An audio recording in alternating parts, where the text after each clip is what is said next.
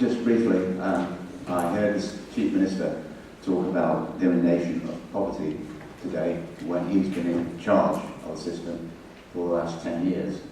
And during his time, he has frozen income support components, which mean that the average family is some £40 worse off than they were in 2009.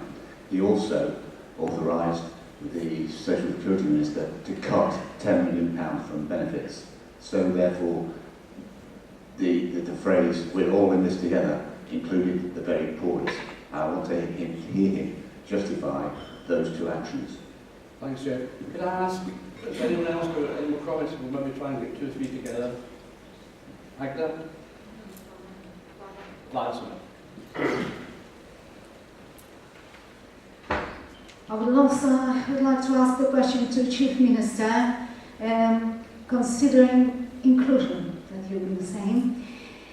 There are nice words, but in fact, do we have any board, panel, anything with a multicultural society, with a minority who can talk and will talk to talk with you? Because talking only on the website, I think it's like talking to heaven. Nothing to say wrong about, but it's just a lot to say. And would it be listened? Thank you. Pass over to Ian, would you like to comment on that? Yeah. Whilst I'm delighted to be here, I don't want this conversation to be entirely about me. I don't think that's going to serve much good purpose. I think I hope I said in my opening comments that I recognise that it had been difficult, and the reprioritising of expenditure into health and education was a difficult decision, and as part of that decision there was a change in the budget, overall budget, as Jeff knows, for income support.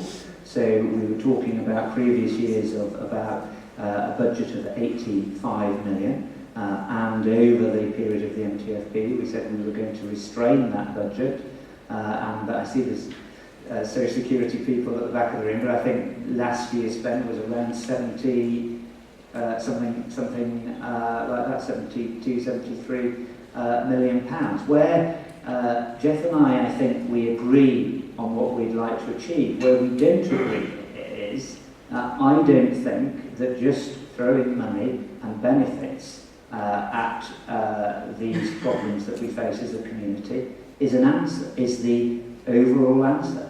I think that it's got to be partnership, and I'll come back to that point in a minute. Where I would just like to, I don't have the details about the £40 that Jeff quoted, but he knows, he was the chairman of the scrutiny panel. When I was Social Security Minister, I increased the work disregard, which means that people in work received, maintained or kept more of their salary when they were receiving benefits, to the 23% I think it was. So that I think that's something like overall an 8 pence increase, which makes a difference, and now the Minister in October is going to increase it again. It was very clearly created as an in-work benefit, but as Richard says, times have changed, and now people are asking, well, where is the burden for employees and employers? In-work benefit is right because its primary aim is to get all people who can work into work, but it shouldn't be the sole answer. The other part of the answer is looking at whether people are using 0 hours contracts properly, and Richard is right, more work needs to be done on the statistics of how they are being used and whether they're being used appropriately. And also partnering with you in Caritas around the living wage. Now, I made those comments that I did today because I fundamentally believe that's right. The benefits of economic success should be shared across our community. But people will come up to me and tell me, Chief Minister, you're creating a scheme that is going to mean that tourism offerings, and farmers are going to be outside of that scheme. And I have said to them very clearly, as we're developing this employers accreditation, which I'd like to do in partnership with Caritas, because I think that's an appropriate way forward, it will have to be how people can work towards delivering and paying a living wage. Because in the UK, when they announced the national living wage, various economists came out and said, well, you're going to lose 300,000 jobs, I think it was. We don't want to lose those jobs, so we want to work very much in a carrot approach with employers to see how they can commit to working towards ensuring that the benefits of the economy are spread with not only shareholders or directors, but also employees.